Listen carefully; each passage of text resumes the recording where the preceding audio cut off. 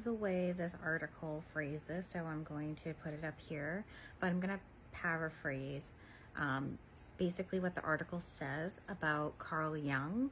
And Carl Jung, he was a psychologist, but he actually ended up being very interested in astrology. And he actually, I believe, was the one who coined the term synchronicities, which is kind of like coincidences that are just so cosmic and so kind of undeniable that they're beyond coincidences. That's kind of my interpretation. So to paraphrase this article, basically it's talking about how mythology is basically, the stories are so ingrained in the collective unconscious that they are repeated patterns seen throughout thousands of years of human culture. Like, those stories are archetypes of those patterns that we've seen.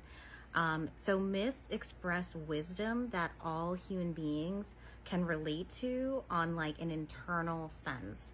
We don't have to intellectualize it.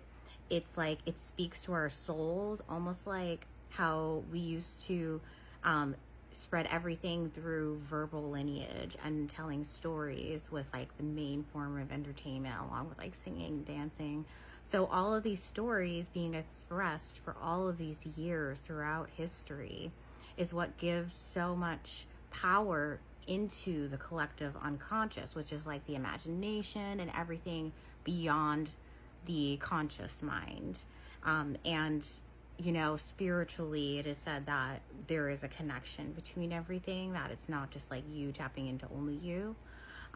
So the idea of mythology, like becoming universal archetypes, is so, like, to me, true, because when I look at the asteroids, which are named after mythological characters, which basically express the archetype of those characters and the stories, they absolutely are like cosmic clues to tell the repeating patterns within your birth chart, which means basically within your entire life.